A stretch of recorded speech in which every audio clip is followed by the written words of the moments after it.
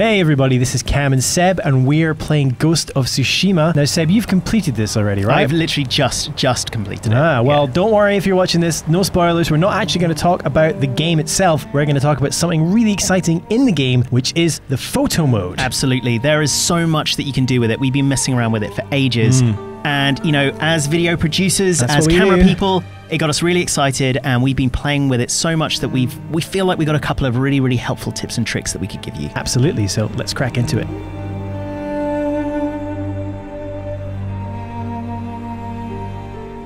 So Seb, photo mode in Ghost of Tsushima is great in the same way that all other photo modes are great. Well, yeah, I mean, you can get Jin in just about any pose at any moment in the game as long as it's not a cutscene. Hit right on the D-pad, and no matter what he's doing, like if he's in the middle of assassinating an enemy, you can just pause the game and just get this insane shot of Jin, expression and all, ready to go. And you can do things like you can change that expression. You can choose whether his mask is on. Literally an option in here. Yeah, I can. What motion shall we give him? Oh, He's dead. He's dead. Okay. He can't believe how dead he was a minute ago. But this is not that new. In the same way, there's different filters you can add, which other games have done. So it's great that these moments are in here if you want to get some nice shots of your protagonist Jin. But this is not what makes this mode cool. No, the thing that I really like about this, and you've already noticed, is the fact that the environment is still alive behind him. While Jin obviously is stone still. He's frozen. In fact, we've even got the blade swipe appearing there as well. The world is still going on around him, and all we need to do is just frame Jin out. And look what we have here. We have basically stunning shots. We have a video camera. Like, this is so cool. You have a video camera in feudal Japan, and the landscape of this game, I mean, this game is stunning. It might be the most beautiful game I've ever played on console. Like, it is amazing. I think the thing that they really nailed for me is their use of light. Like, the light and how it works with the environment is what makes this just things like the volumetric fog you can see here. And why that matters in photo mode is because having the environment animated, as we say, gives you this video camera, and you can do so much with it, which is what this video is all about.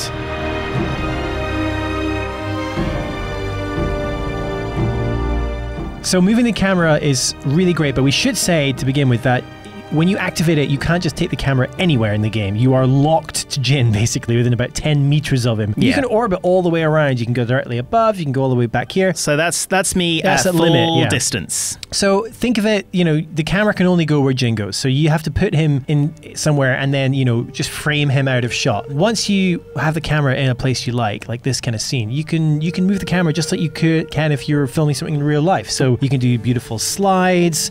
You can do dolly shots. You can create so many cinematic scenes using the camera movement. So one of the things I really like doing with Jin is moving him into position, bearing in mind where I'm going to want to move the camera. So if you basically place Jin where you know you want to do the camera move just in front of him, then you've got the maximum horizontal range to pan from left to right, just using the left analog stick. It's technically a slide, Seb. Oh, it is a slide. Yeah, but that's all right. I won't tell anyone. And placing Jin is also important if you want to do things like jib shots, you know, like if we... That's when the camera starts low and rises up, or reverse. Yeah, exactly, because, you know, you can place Jin on the edge of a cliff that would allow the camera to plunge downward and then give you that same amount of lateral distance that you've got to work with to get like a full jib shot all the way up or all the way down, depending on what it is you want to do. Now, there is one bit of functionality in the photo mode that, I'll be perfectly honest, I haven't figured out how to use it well, or if there even is a way. And that's actually the first thing you see when you open up photo mode, is this tracking shot. When I first saw this, I got really excited, Seb, because it basically allows you to set keyframes or set camera positions, and then the camera moves between them. That sounds great, doesn't it? It sure does. But the problem is you have El Zilcho control over it. Other than placing the positions, you cannot control the speed. For example, let me place some camera points. Okay, so we'll start off on Jin here. I want to do a slow move, like zoom towards Jin. Can you do that? Lovely. Set position. Now I want this to be slow, Seb. Okay, play animation. Oh, that was fast. So I guess you could try like set position, move forward a bit, set position, move forward, set. Let's have a look. You know what? It's actually not that bad. Yeah, but look, it's ramping. It's ramping. It's not smooth. Yeah. Like originally I thought as well, maybe there'd be a way that you can actually control Jin while the camera was doing these preset moves, but you can't. Yeah, right now I don't think there's much to be said for this mode because, as you say, the controls on the having the control of the camera on the gamepad is way more powerful. Bonus tip, by the way, you can get these beautiful vistas. Obviously, Jin getting right in shot, except he's totally in shot, hiding behind that bush. Hide Jin in bushes is a top tip for getting some great hiding him shots. in bushes, behind rock crests, behind trees for the ultimate pan of ultimate destiny.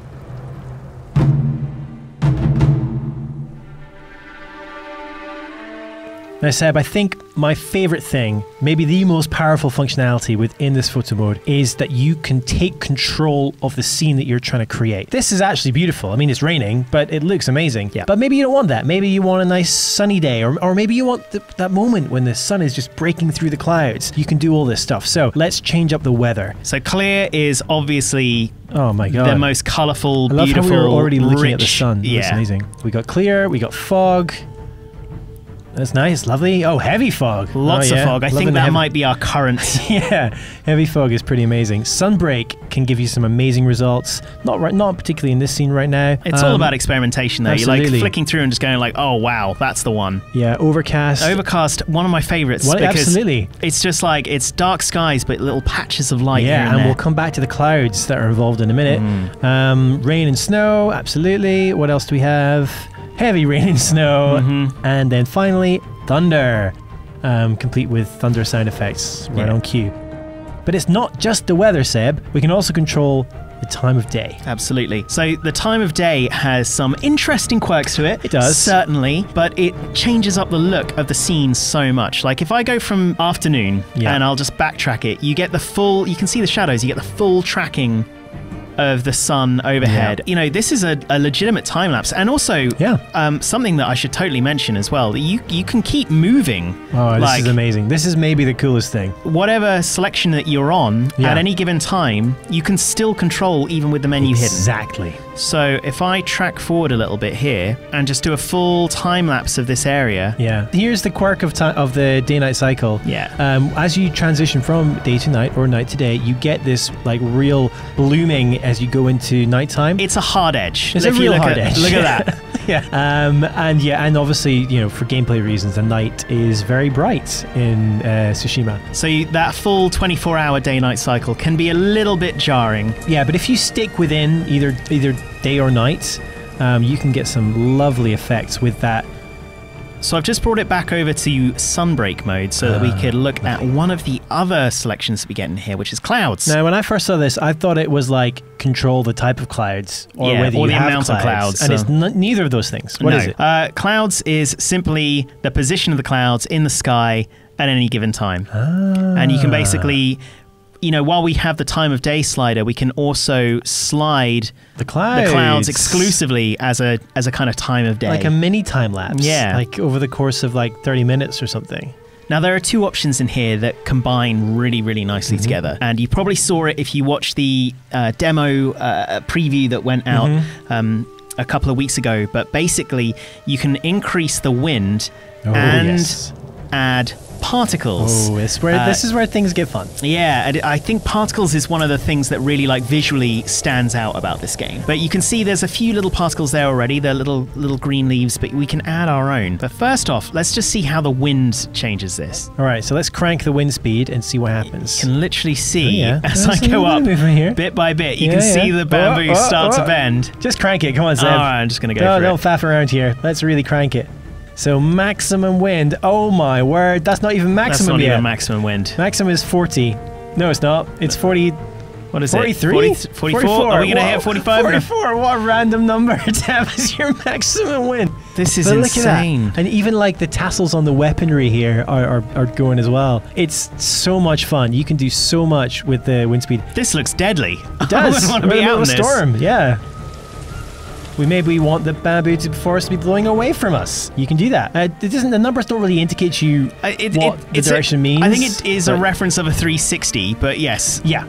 360 to what? So, yeah, relative to what, exactly. So, but it's fine. You can visually see it. It's not a problem. Oh, absolutely. But that's not enough bamboo leaves, Seb. No. I want more. Well, if we were going to go to bamboo, I guess we would probably jump into the bamboo leaves. The bamboo leaves, yeah. That makes that's orange leaves. All right, so the thing that I think you'll notice, Cam, oh my god, is there's a lot. Yeah, so the particle intensity starts at 100. I think that's bold. I like that. The game just assumes you want all of the particles, which is an amazing effect depending on how you use it. Oh, let's do the ash. Let's do the ash embers. Ash embers. 100% that, and let's turn the wind up. Crank it. That's really cool. There's a lot going on there. Try mixing up the particles as well. And just on the fly, you can be like, nah, I don't want the ash. I want these poor fireflies. I want fireflies. Oh my god. Oh wow, that's a lot of fireflies. Or dragonflies. Or crows. Tons of crows. That is something powerful. kind of sinister about this. I didn't realize that crows lived in the ground. They do. These ones do. The more you know. Yeah, feudal Japan, man. Of course.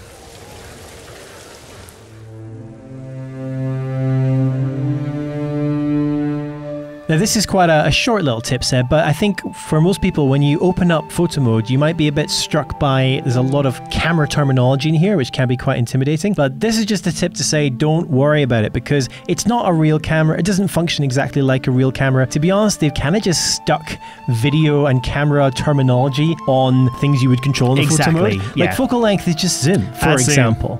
Yeah, and nice what we're going to simple. do for the rest of this video is we'll go through all of these important things like depth of field and explain how they work. But yeah, if you open it up and you think, I don't know what this means, like, I don't know what color grading is, don't worry about it. Color grading is just Instagram filters in this mode. It's not real grading, so yeah, don't let that stuff put you off.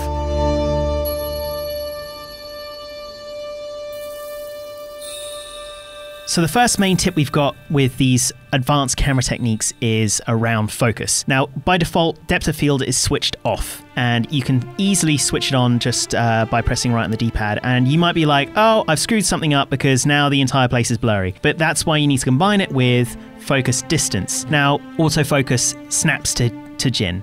So you can see he's in focus right here, just hanging out in the cold. And it doesn't matter how far you move away, right? He's going to stay in focus? He will stay in focus. Nice. So you can see with depth of field, basically it is just an amount of blur slider. Much, yeah. You know, I can reduce the f-stop down, which is the camera term for aperture, but don't worry about that. It doesn't really mean anything here. And it just it expands, and that's why it's called depth of field. It expands the depth of what is in focus and what is out of focus. Exactly. And if you got it off, it just means literally everything in your shot is going to be in focus. Which for sometimes you want, you know, for like nice wide landscape shots, you might want that. But by using depth of field, you can add so much texture to your shots, especially if Jin's not in them. One thing I will say is that the amount of blur you get for the relative f-stop, definitely different from a real camera. Absolutely. Much, much more aggressive. Yeah. So the first thing you need to do is obviously turn off the autofocus. And at this point, the distance, the 2.6 meters, is a reference to the camera. Yeah. So 3.8 meters from the camera, not from Jin, and is in focus. As I extend that forward, you can see that that foreground tree is now out of focus, and the one in the middle distance is in focus, and then I can just keep pushing it further and further away until we get the background as the thing exclusively in focus. And this is what's actually really exciting, is you don't just have to choose between each shot. Because as we highlighted earlier, you can hide the menus and still change those attributes. You can move the camera sideways and shift your focus between objects in the scene. And that's our focus for the moment. But now we want everyone to start looking at the middle distance. Ahead? There we go. More trees. Who knew? Who would have thought? Yeah. And something that I didn't know would work, but does work, is also that the depth of field does also affect particles as well. So if I turn on particles, you can see that these you see the ones in the foreground are out of foreground focus. particles That's amazing. Super blur out. In fact, probably the most powerful one that we can look at instead of orange leaves, if we look at nice glowy fireflies. Oh yeah, the ones in the foreground really, just become really little see it. Yeah, balls of just blur. little bokeh balls. Exactly. Not to be confused with Pokeballs. No. Very different.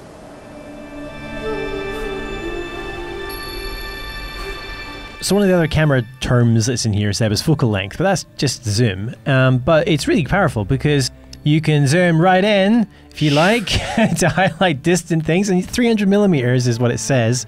I guess. That's a really solid zoom. But why it's cool is because it just gives you so much variety of the type of shots you get. So wide angles, you can do some lovely like slides, or even this slight kind of orbit going on here, all the grass in the foreground. It's really nice. Or yeah, you can zoom in and pick out certain elements in a scene. You know what? There are also some advanced techniques. Tromboning is that effect that they used in The Fellowship of the Ring and such other wonderful films as Poltergeist.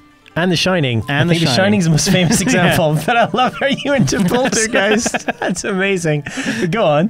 Where you combine tracking the camera forwards and backwards. Yes. Or dollying the camera, depending on your terminology. Yeah. And zooming the lens. And you basically do opposites, right? Do opposites. Yeah. Show us. I pull backwards, okay, and I hammer the zoom forward. So if I hide that, and I'm going to go 3, 2, 1. Whoa, that's actually worked really well. Yeah, that is legitimately... the horse is not impressed. That's actually really cool. That totally worked. All right, you wouldn't have thought it would. That worked better than I thought it was going to.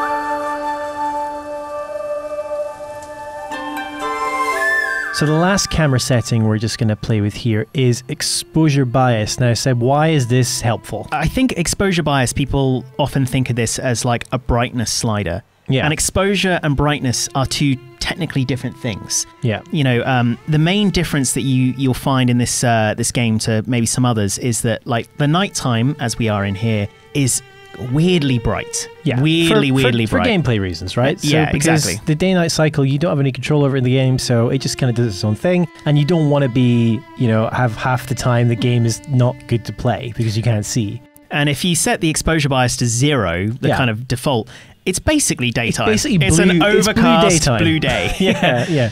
But the thing is, like, if I bring this all the way down to 0, to -5 rather, not only are we getting a better, more realistic nighttime, still, you know, Still quite bright. But you'll notice that in the bright areas, so in the sky there, the way the exposure blooms out is different to just simply a brightness slider. You get it's like the actual amount of light, like the brightness of the sun or the brightness of the moon is the thing that's changing. Yeah, it's not like turning up the brightness setting on your TV, for example. Yeah. So you get this like brightness here, like over the horse, and if I slide that back down, you can see that even that spill over him is changing. Can you clear the sky? Because if we do clear, you know we're gonna get. Whoa, it's still really bright. Whoa, that's bright. Is it still nighttime? What time? This is nighttime. Oh my god! All right, so let's bring that exposure bias right down. That's how you get a lovely moon and starry sky. Because there is some great. Oh, that's actually smoke there. That is smoke. Yeah. But yeah, so that way you can get your beautiful Kage staring up at the stars, pondering life. Just wondering what is beyond feudal Japan.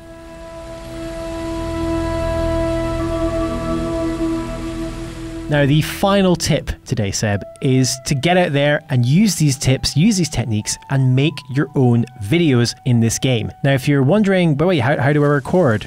Don't worry, right, Seb? The PlayStation's got you covered? Absolutely, yeah. You've got the share button right there on the controller. You can share clips that you've made in the game straight to YouTube or Twitter, or you can just save the clips straight onto your console. Exactly, and that's the thing we would love to challenge you to do. Now, we, on our channel already, you'll see, have already had a go at stitching together our own little tour of the islands of Tsushima, but we would love to see your efforts. So if you can, grab those files off your PlayStation, put them on a PC or a Mac or whatever. There's lots of free editing software out there that you can use. Join them all together, maybe throw in some music, and we'd love to see what you can do. Because think of it this way, you've got a camera in a feudal Japanese island playground. Think of all the things you can film. There's going to be so much. And also, we've tried combining all these tips together into various different shots, tracking through trees, trying to pull focus across the pollen, across the pampas grass here. Yeah. There's obviously so much more that you can do that we haven't found yet. So please also let us know what tips you've found with this game, and just send us a tweet.